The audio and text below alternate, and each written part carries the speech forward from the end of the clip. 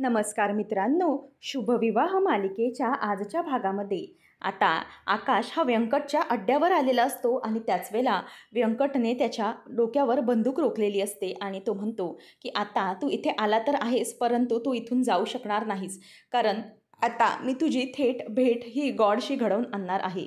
तेव्हा मग आकाश म्हणतो की आता येणारी वेळच ठरवेल की नक्की कोण देवाघरी जाणार आहे ते.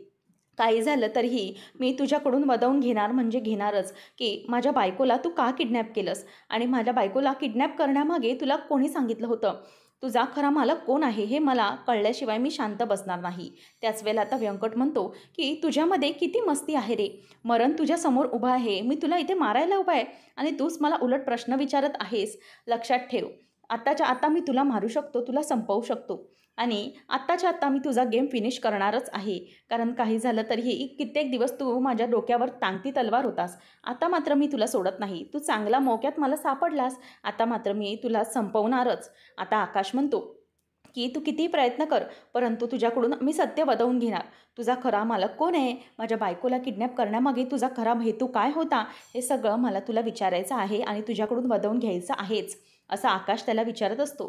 त्याच वेळेला आता आकाश म्हणतो की ठीक आहे, तुला जे काही डावपेच खेळायचेस ते खेळ, परंतु तुला मी सोडणार नाही. हे मी ऐकून घेणार म्हणजे घेणारच. तेव्हा मग आता तो म्हणतो की ए चिकन्या, गप्प बस. तुझ्याकडून जे काही ऐकायचं होतं ते मला आता ऐकून झालं. आता मी इथून पुढे तुला काहीही बोलू देणार नाही. असं म्हटल्यावर आता आकाश म्हणतो की मी माझं म्हणणं खरं करणार. आणि तो हळूहळू मागे मागे जातो आणि खाली मागे 2 असे लाकडीचे खांब ठेवलेले असतात. तो ते उचलतो आणि आता पटकन व्यंकटच्या हातावर मारतो. त्याबरोबर व्यंकटची जी बंदूक असते ती हातातून खाली निसटून पडते. आणि मग आकाश त्याचा गळा धरतो आणि त्याला गळ्यामध्ये दाबून म्हणतो की बोल, सांग आता मला, कोणी सांगितलं होतं तुला माझ्या भूमीला किडनॅप करायला, सांग. असं म्हणून आकाश त्याला मारत असतो. आता व्यंकट हा पुन्हा त्याच्या तावडीतून निसटून बंदूक घ्यायला चाललेला असतो. त्याच वेळेला आकाश हा व्यंकटच्या त्या हातावरच जोरदार पायाने मारतो आणि त्याचा पाय अगदी पायाने चिरडून टाकतो आणि मग नंतर त्याला बाजूला घेतो आणि बंदूक पुन्हा लांब फेकून देतो. त्याच वेळेला आता आकाश पुन्हा त्याची गचंडी धरतच त्याला मारत असतो आणि तो इकडे तिकडे नुसता बॉक्सवर जाऊन पडत असतो. त्याच वेळेला आकाश म्हणतो की बोल, लवकर सांग मला. त्यांच्यामध्ये दोघांमध्ये झटापट सुरू असते. दोघांचीही मारामारी आता सुरू झालेली असते. आकाशला तो म्हणतो की हे आकाश, आता मी तुला काही सोडणार नाही. आकाश म्हणतो की तुला आधी सत्य काय आहे ते मला सांगावंच लागेल, त्याशिवाय मी तुला सोडणार नाही. आकाश आता त्याला धरून धरून मारत असतो आणि त्याच वेळेला व्यंकट म्हणतो की बस बस झालं, आता मी तुला सोडणार नाही. आणि व्यंकट आता ती बंदूक घेतो आणि पुन्हा आकाशवर उगारतो आणि म्हणतो की आकाश, आता तुझा खेळ संपला. आता व्यंकट तुला काही सोडत नसतो. असं म्हणून तो त्याच्या समोर बंदूक धरतो. आकाशच्या हातालाही जखम झालेली असते, म्हणून आकाशला जास्त काही हालचाल करता येत नसते. आता आकाशला तो म्हणतो की ए चिकन्या, आता तुझा गेम फिनिश. आणि मग आकाश घाबरतो. आकाशला कळतं की आता काही आपलं खरं नाही, कारण पुन्हा एकदा व्यंकटच्या ताब्यामध्ये बंदूक केली, तो मला काही सोडणार नाही हे त्याच्या लक्षात येतं. आणि आकाशने आता अक्षरशः डोळे बंद करून घेतलेले असतात. त्याला कळतं की आता काही आपलं खरं नाही आहे.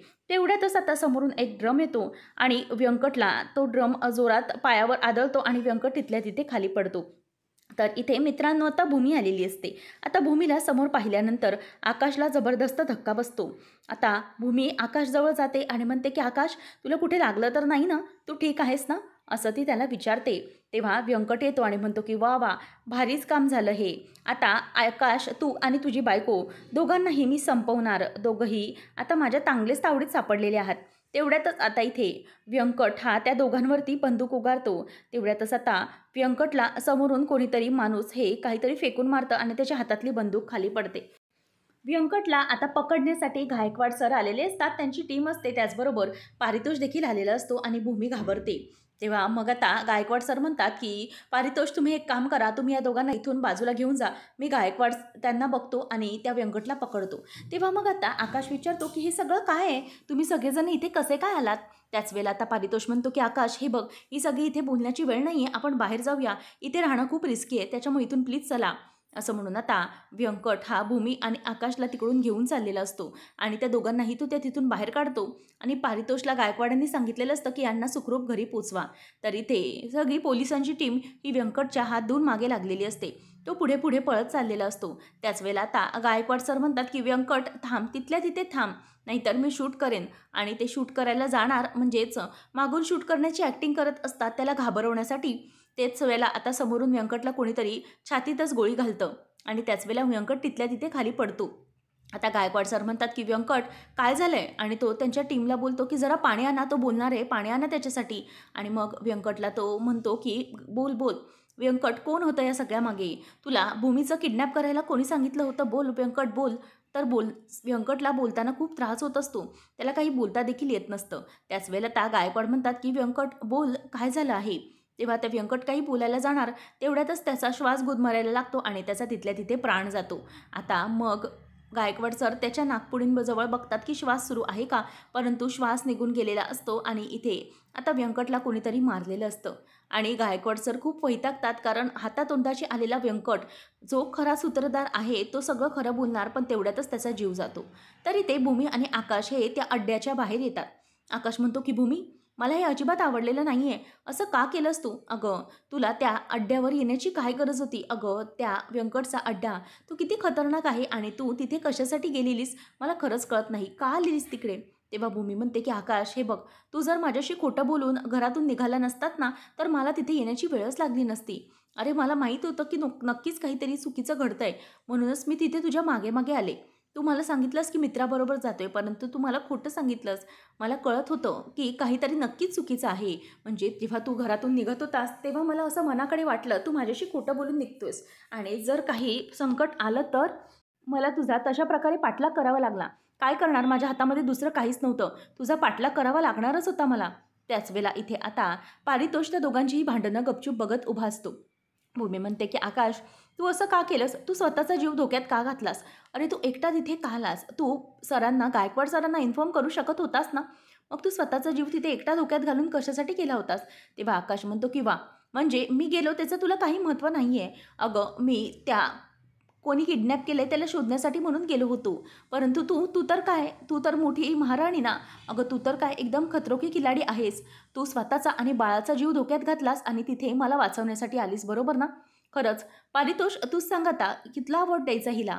तेव्हा मग आता पारितोष दोघांपुढे हात जोडतो आणि म्हणतो की हे बघा बाबांनो, तुम्हाला काही ती भांडणं करायची आहेत ना ती करा, मला या सगळ्यामध्ये प्लीज मध्ये खिचू नका. कारण काय ना, तुम्ही भांडताय ते भांडा आणि ते मला बघून सगळं छान वाटतंय, भांडा तुम्ही भांडा, असं तो म्हणत असतो. तेव्हा मग आता भूमी म्हणते की पारितोष, हे काय बोलतोयस तू? आम्ही भांडतोय त्याच्यामध्ये छान वाटण्यासारखं असं काय आहे? काय छान आहे? तेव्हा मग आता इथे तो म्हणतो की तेच तर आहे ना, तुम्हाला कळतच नाही आहे, तुम्ही दोघं फक्त एकमेकांच्या काळजीसाठी भांडताय. हो, एकमेकांना एकमेकांची खूप काळजी आहे, परंतु तरीही दोघं एकमेकांशी भांडताय. तुम्हाला माहिती आहे का हे सगळं काय घडतंय ते? तेव्हा मग आकाश म्हणतो की भूमी, मला फक्त एकच म्हणायचं होतं की तू स्वतःचा जीव असा धोक्यात टाकायला नको होता, म्हणून मला त्रास होतोय, बाकी काही नाही. तेव्हा मग आता इथे भूमीला पारितोष म्हणतो की कळलं का तुला भूमी, त्याला काय म्हणायचं आहे ते? आणि मग तुम्ही दोघे असे भांडताय ना, खरंच मला बघून फार मजा येते. तेव्हा मग आकाश म्हणतो की हो, येणारच ना. अरे, हिला किती सांगितलं तरीही ऐकत नाही, प्रत्येक वेळेला हिचं आपलंच असतं. मला त्या व्यंकटला शोधूनच त्याच्याकडून सत्य वदवून घ्यायचं होतं, परंतु काय करणार, नेमकीच भूमी तिकडे आली आणि सगळं काही वेगळंच घडलं. तेव्हा मग भूमी म्हणते की अच्छा हो, म्हणजे मी तिकडे आली असं चुकीचं घडलं असं वाटतंय का तुला? हे बघ, गायकवाड सरांना तो सापडला नाही, याच्यामागे आपण व्यवस्थित होतो म्हणून तो सापडला गेला, लक्षात ठेव. आता असं म्हणून दोघांची नुसती नुसती भांडणं सुरू असतात, कोणी कोणाचं ऐकायला तयार नसतं. तेव्हा मग आता इथे भूमी म्हणते की आकाश, काय झालंय काय तुला? तू माझ्याशी खोटं बोलून कशाला निघालास? तुला जर काय झालं असतं तर मग मी काय केलं असतं? तेव्हा मग आता आकाश म्हणतो की हे बघ पारितोष, अरे तू हिला समजव, आता हिची सध्याची परिस्थिती काय आहे, अशा परिस्थितीमध्ये तिने तिथे येणं गरजेचं होतं का? आणि जर तिथे आलीस तर मग या सगळ्या गोष्टी मी कशा हँडल करणार होतो?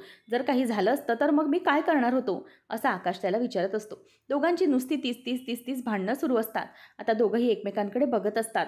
आता आकाश म्हणतो की भूमी, अगं शांत हो, हे बघ आता काही झालेलं नाही आहे, तू आता गप्प हो, आता इथून पुढे असं करायचं नाही आहे. तेव्हा मग आता इथे पारितोष म्हणतो की बरं, मी काय म्हणतोय तुम्हाला जरा ऐकताय का तुम्ही? तेव्हा त्या दोघांचं भांडणं ऐकून ऐकून तो अगदी वैतागून गेलेला असतो. पारितोष म्हणतो की मी काय म्हणतोय, तुम्ही दोघं नवरा बायको आहात, बरोबर ना? दोघंजणही एकाच खोलीत राहता, बरोबर ना? मग तुमची ही जी काही भांडणं आहेत, हे काही वाद आहेत, ते त्या खोलीमध्ये जा आणि मिटवून टाका ना. अरे तुम्हाला जे काही भांडायचं आहे ना घडाघडा, ते जा तुमच्या खोलीमध्ये जाऊन भांडा, उगीचच इथे रस्त्यावर कशाला. आणि तसंही या पारितोषला गायकवाड सरांनी एक ताकीद दिली होती की तुम्हा दोघांनाही अगदी सुरक्षित घरी सोडायचं आहे. मग उगीचच इथे रिस्क असताना तुम्ही का भांडत बसलात? त्यापेक्षा ना एक काम करा, नवरा बायको आहात तर घरी जाऊन दोघंजणं निवांत एकमेकांशी भांडा आणि किती काळ भांडायचं ते भांडत बसा, असं पारितोष म्हणतो आणि वैतागत असतो. त्यानंतर आता इथे आकाशही त्याच्याकडे हसत बघत असतो. तेव्हा आता पारितोष म्हणतो की चला आपण आता निघूया. तुमचं कसं झालं आहे माहिती आहे का, तुमचं दोघांना ना एकमेकांची काळजी पण करायची आणि एकमेकांवर राग पण करायचं आहे आणि एकमेकांवर चिडायचे पण. म्हणजे थोडक्यात तुमचं काय आहे, तुझं माझं जमेना आणि तुझ्या वाचून करमेना. तेव्हा मग आता आकाश म्हणतो की बरं ऐकलंयस का, चल भूमी, आता पारितोष काय म्हणाला ते तरी ऐक आणि चल, नाहीतर या महाराणींचं अजून काही दुसरंच वेगळं व्हायचं आणि तुझा जो काही शहाणपण आहे ना भूमी, तो मला आता घरी जाऊन दाखव. असं म्हणून आता दोघंजणही निघत असतात. त्याच वेळेला भूमी म्हणते की हो हो दाखवणारच आहे मी. तेवढ्यातच आता आकाशला कॉल येतो आणि आकाश म्हणतो की 1 मिनिट हां. आणि आकाश आता फोन उचलतो तर रागिनीने कॉल केलेला असतो. आता आकाश हा म्हणतो की आई बोल. हो हो मी घरी येतच आहे, काळजी करू नकोस, असं म्हणून तो फोन ठेवतो. नंतर आकाश म्हणतो की चल भूमी. तेव्हा भूमी म्हणते की बरं आकाश ऐक ना, मला ना जरा बाबांकडे जायचं आहे, त्यांना काहीतरी महत्त्वाचं बोलायचं होतं म्हणून त्यांनी बोलवलं. तेव्हा मग आकाश म्हणतो की पण भूमी आता तुला. तेव्हा मग पारितोष म्हणतो की मी सोडतो ना तिला तिकडे. मग आकाश म्हणतो की अगं तिकडून रिटर्न एकटी येशील. तेव्हा भूमी म्हणते की मी प्रशांत आहे ना, त्याला कळवेन, डोंट वरी, तो मला सोडेल तिकडे. तेव्हा मग आता इथे आकाश म्हणतो की बरं ठीक आहे, पण तू वेळेत ये आणि नीट ये. भूमी म्हणते की चालेल, तू पण व्यवस्थित जा. असं म्हणून आता आकाश हा निघून जातो आणि नंतर पारितोष हा टायमिंग बघतो. भूमी म्हणते की परितोष बोल आता काय झालं. तेव्हा पारितोष म्हणायला लागतो की भूमी आपल्याकडे आता वेळ खूप कमी आहे, आपल्याला सध्या पोलीस स्टेशनला जावं लागेल. काय आहे पोलिसांनी त्या बबन म्हात्रेला पकडलेलं आहे आणि त्याची ओळख पटवून घेण्यासाठी म्हणून तुला तिकडे आलीस तर खूप बरं होईल. म्हणजे कसं आहे ना, पुढच्या गोष्टी प्रोसेसला लागतील आणि तसंही आता व्यंकट हा त्यांच्या ताब्यात येणारच आहे. त्यामुळे सगळ्या गोष्टी अगदी वेगाने आपण शोधू शकतो. म्हणूनच आताला आपल्याला तिकडे जाणं खूप गरजेचं आहे. चल लवकर, कोणालाही डाऊट यायच्या आत, असं म्हणून आता दोघंजणही तिकडून निघून जातात. आणि त्यानंतर आपल्याला पाहायला मिळतं की रागिनी, अभिजित दोघंजणही खूप खुश असतात. अभिजित म्हणतो की आई डन झालं, आपलं काम पट्टे झालं. काही झालं तरी आपल्याबरोबर आता कोणीही पोहोचू शकत नाही. खरंच खूप मोठं काम झालेलं आहे. तेव्हा मग आता रागिनी म्हणते की हो बरोबर. अरे अभिजित, व्यंकट नावाचं संकट आपल्या आयुष्यातून आता कायमचं दूर झालं. खरंच खूप मजा येते मला. अरे आकाशच्या आणि पोलिसांच्या तावडीत जाण्याच्या आतच त्या व्यंकटचा गेम फिनिश झाला. तेव्हा अभिजित म्हणतो की हो ना आई, अगं व्यंकटला तिथे पकडलं, पोलिसांच्या हातात तो जाता जाताच आपला जो शार्प शूटर आहे ना, त्याने व्यवस्थित गेम केला आणि व्यंकट तिथल्या तिथे मेला. मला तरी वाटतंय की काही झालं तरीही आता व्यंकट काही हाती पोलिसांच्या लागत नसतो. तेव्हा मग रागिनी म्हणते की आता येईल आकाश, माझी आई करत करत. तेव्हा मग आकाशला आठवतच अभिजित म्हणतो की नाही हां, हे बघ आई, काय झालं तरी तुझा खरा मुलगा हा मी आहे. तेव्हा मग अभिजितला ती म्हणते की हो रे राजा, माझा तूच एकमेव मुलगा आहेस, तो आकाश थोडीच आहे. तेव्हा मग आता रागिनी हसत म्हणते की फायनली आपल्या मनासारखं सगळं काही झालं. आता तो व्यंकट गेल्याची बातमी ही लवकरच पसरेल आणि सगळीकडे शांतता होईल. परंतु आपल्या मनासारखं जे काही झालं ते झालंच. हा व्यंकट जर पोलिसांच्या हाती लागला असता तर खूप मोठा प्रॉब्लेम झाला असता. आता हा व्यंकट काही हाती लागणार नाही आणि तिकडे त्या हॉस्पिटलमध्ये म्हणजेच त्या डॉक्टरकडपर्यंत आपण कोणालाही पोचू द्यायचं नाही. याचा अर्थ विजय गुलाल हा आपलाच होणार आहे आणि काही झालं तरी भूमीला कोणत्याही प्रकारचे आपल्या विरोधात पुरावे सापडणार नाहीत, असं आता रागिनी म्हणत असते आणि खूप खुश होत असते. त्याच वेळेला आता अभिजित म्हणतो की हो आई, खरंच खूप मोठी आनंदाची बातमी आहे. जे काही झालं आहे ना, त्यामुळे खरंच मला आता खूप आनंद झालेला आहे. तेव्हा आता व्यंकटचा हकनाक बळी गेला असं ती म्हणायला लागते. नंतर तो म्हणतो की बघ आपण ना आई चांगल्या मनाने करतोय हे सगळं. तेव्हा रागिनी म्हणते की अरे हो ना, खरी गोष्ट आहे ती. अरे सगळी लोकं खूप आयुष्य जगावीत, त्यांच्या उदंड आयुष्य असावं असं मला वाटतं. परंतु काय करणार, प्रत्येक वेळेला हे आपापल्या मध्ये येतात म्हणून यांना मारावं लागतं. आता आपण काय करू शकतो तर फक्त एकच करू शकतो की त्यांच्या आत्म्याला शांती मिळावी देवा, इतकीच प्रार्थना करू शकत असतो आणि देवा त्यांच्या आत्म्यास शांती लाभो, असं म्हणून आता अभिजित आणि रागिनी दोघंजणही हसत असतात आणि एकमेकांना टाळ्या देऊन ते त्या गोष्टी एन्जॉय करत असतात. आता मग तेवढ्यातच रागिनी म्हणते की हो रे बाबा हो, खरंच खूप आनंद झाला आहे मला, डोळ्यात अश्रू आलेत अगदी बघ. तेवढ्यातच आता अभिजित हा हसत असतो आणि रागिनी म्हणते की काय झालं आहे. तेव्हा अभिजित म्हणतो की थांब आई, मला कॉल आला आहे. आणि तेवढ्यातच तो कॉल पाहून अभिजितचा चेहरा चमकतो आणि रागिनी म्हणते की चेहरा इतका का चमकला आहे. तर आता इथे भूमी म्हणते की पारितोष, गायकवाड सर कधी येत आहेत. तेव्हा मग तो म्हणतो की ते आता त्याला शोधायला गेले तेव्हा येतीलच. मग आता भूमीचा चेहरा पडलेला असतो. पारितोष म्हणतो की भूमी काय झालं, अशी अस्वस्थ का तू? तेव्हा ती म्हणते की अरे पारितोष, ॲक्च्युली मी आकाशची खोटं बोलून इकडे आली आहे ना, की मी बाबांना भेटायला जाते, म्हणून माझं मन जरा मला खातंय. पारितोष म्हणतो की भूमी मला तुझं म्हणणं अगदीच समजू शकतं, कारण तुझ्या मनात जे काही चालू आहे ते. परंतु अगं देवांची पण परीक्षा होती. देवांनाही या सगळ्या गोष्टीमध्ये कुठे ना कुठेतरी खोटं बोलावं लागलंच होतं. आपण तर माणूस आहोत, मग आपल्याला हे कुठं वर्ज्य होणार आहे? आपण चांगल्या कामासाठी खोटं बोलतो इतकाच विचार कर. तेवढ्यातच आता हवालदार हे त्या बबन मात्रेला समोर घेऊन येतात आणि भूमी त्याला पाहते. आणि भूमीला आठवतं जेव्हा ती मेकॅनिकच्या गॅरेजमध्ये गेली होती, त्याच वेळेला तो मेकॅनिक हा ट्रान्सफर म्हणजेच तो बदली करण्यात आला होता आणि खोटा मॅनेजर म्हणजेच मेकॅनिक बसवण्यात आला होता. तर आता इथे भूमी म्हणते की पारितोष हाच आहे तो, हाच तो मेकॅनिक आहे ज्याने हे सगळं घडवून आणलं होतं. आणि त्या दिवशी रागिनी पटवर्धनने जो खरा मेकॅनिक होता त्याला गायब करून त्याच्या ऐवजी हाच मेकॅनिक हा रिप्लेस करून बसवलेला होता, हाच आहे तो. तेव्हा मग पोलिसांना ओळख पटते आणि ते पुन्हा त्याला जेलमध्ये घेऊन जातात. तेवढ्यातच आता पारितोषला फोन येतो आणि त्याला जबरदस्त धक्का बसतो. तो म्हणतो की काय? तेव्हा मग भूमीलाही कळत नसतं. भूमी म्हणते की काय झालं आहे पारितोष? तेव्हा भूमीला तो सांगतो की व्यंकट हा मारला गेला आणि जेव्हा पोलीस त्याचा पाठलाग करत होते, त्याला पकडत होते, त्याच वेळेला व्यंकटवर कोणीतरी हल्ला केला आहे आणि व्यंकटचा जीव गेला आहे. आता हे ऐकल्यावर भूमीच्याही पायाखालची जमीन सरकते. तिलाही या सगळ्यामुळे खूप वाईट वाटतं. शेवटी आपली एक आशा होती, जो म्हणजे व्यंकट एक साक्षीदार गेला, असं त्यांना खूप काळजी वाटत असते. आता भूमी म्हणते की काय होतं हे सगळं? अरे आकाश इतका त्या व्यंकटच्या मागे लागला होता आणि हे सगळं जेव्हा घडलं तेव्हा व्यंकट ताब्यात येईल असं वाटलं होतं. परंतु तो ताब्यात आल्यानंतर रागिणीचं नाव घेणार त्याच्या अगोदरच हा साक्षीदार मारला गेला. आणखी एक आपला साक्षीदार कमी झाला. तेव्हा मग आता तो म्हणतो की हे बघ भूमी, प्लीज स्वतःला त्रास करून घेऊ नकोस, सगळं काही व्यवस्थित होईल. आणि हो, लवकरात लवकर आपला विजय होईल, कारण विजय हा शेवटी सत्याचाच होतो हे लक्षात घे. त्याच वेळेला भूमी म्हणते की हो ना, तेच तर माझं आहे ना म्हणणं, तीच तर माझी कंप्लेंट आहे देवाकडे, की विजय हा सत्याचाच होतो, तर मग तो शेवटी का होतो? इतका त्रास सगळ्यांना का सहन करावा लागतो आणि शेवटीच सत्याचा विजय का होतो? असं भूमीत आता विचारते आणि तिला खूप त्रास झालेला असतो. तर पारितोषने तिला घरी सोडलेलं असतं आणि भूमी घरी येते आणि घरी आल्याबरोबर तिला सेलिब्रेशनचा आवाज यायला लागतो. फटाके फोडत असतात, तर कुठे मिठाया भरवत असतात, हे सगळं तिला दिसतं आणि ते पाहून भूमीला धक्काच बसतो. आणि इथे अभिजित आणि रागिनी तिला खूपच खुश दिसतात. त्याच वेळेला आता पौर्णिमा म्हणते की आई, खरंच खूप मोठी आनंदाची बातमी आहे, आम्हाला खूप आनंद झाल्यासारखा झाला आहे, असं ती म्हणते. तेव्हा मग आता आकाश म्हणतो की हो आई, तू खरंच आम्हाला पुन्हा एकदा अभिमान घडवून आणलेला आहेस आणि त्याच्यासाठी जे काही जितके कौतुक करावे तितके थोडे आहे. आणि शेवटी तुझे प्रयत्न हे फळालाच आले आणि तू जे काही करतेस ना, त्या बाबतीत तुझा जे काही आहे त्याबद्दल देवाने तुला पुन्हा एकदा अचीवमेंट दिलेलीच आहे. तेव्हा मग आता आकाश हा तिला बर्फी भरवत असतो आणि म्हणतो की हे घे आई, तुझं आजचं अभिनंदन करतोय मी. आणि भूमी आल्यावर तिथे आकाश जातो आणि म्हणतो की भूमी, अगं कधी आलीस तू? इकडे ये ना. अगं तुला माहिती आहे काय झालं आहे ते? एशिया बिझनेस ऑफ द वुमनचा अवॉर्ड हे आईला मिळालेलं आहे आणि आईला हे अवॉर्ड देणार आहेत ते खूप नामांकित आहेत, मोठे बिझनेसमॅन आहेत फॉरेनचे. त्याच वेळेला आता भूमी गप्प उभी असते. पौर्णिमा म्हणते की अहो भाऊजी, तुम्ही हे सगळं कोणाला सांगताय? तिला सांगताय ज्यांना आईची अजिबातच कवडीची किंमत नाही आहे, आईंबद्दल तिला कुठलीही भावना वाटत नाही, सतत त्यांचा ती तिरस्कार करते आणि अशा व्यक्तीसमोर तुम्ही ही बातमी काय सांगताय? तिला आईच्या कुठल्याही गोष्टीचा आनंद झालेला नाही आणि आता पण झाला असेल तर ते वाईटच वाटलं असेल, कारण आईला जे काही कौतुक होतं आहे ते त्यांना पाहलं गेलं नसेल, म्हणूनच हे सगळं करतायत ते, बरोबर ना? त्याच वेळेला आता इथे हे ऐकल्यानंतर पौर्णिमा म्हणते की कौतुक तर काही वाटणारच नाही, कारण आईचा जो काही चेहरा आहे हा तिला समोर माहितीच नाही आहे ना. नुसता खोटा विचार करत असते आईंबद्दल आणि कधीही आईंबद्दल चांगला विचार तिने केलेलाच नाही आहे. मग ती आता काय बोलणार आहे आणखी आणि तुमच्या प्रश्नाला काय उत्तर देणार आहे?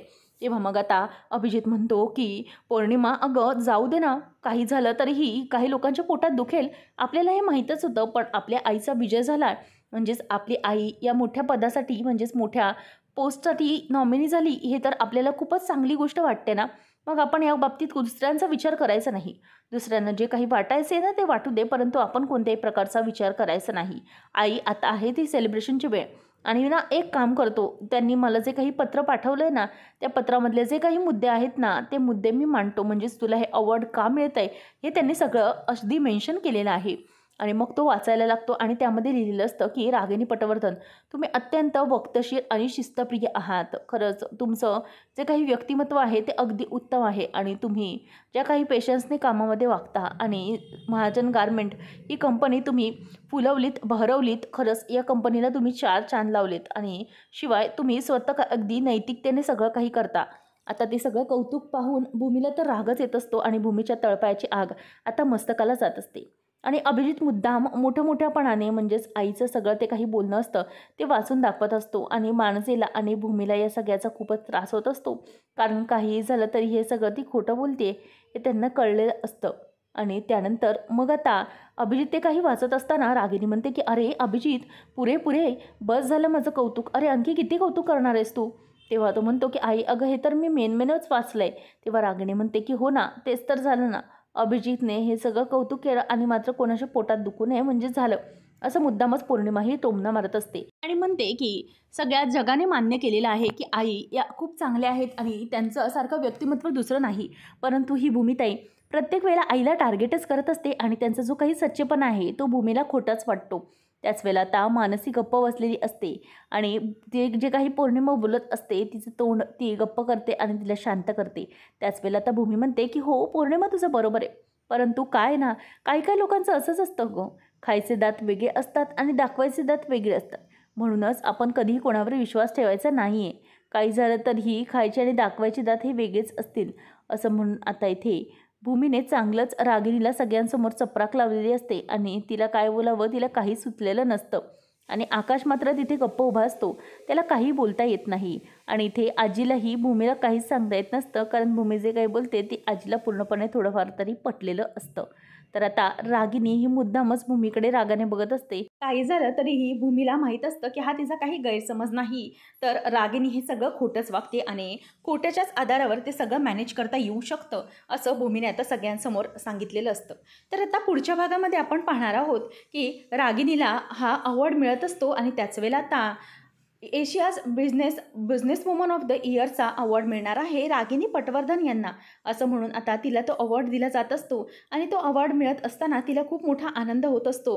आणि हे सगळं घडत असताना आता समोरूनच भूमी येते आणि भूमी ही टाळ्या वाजवत वाजवत तिथपर्यंत पोचलेली असते.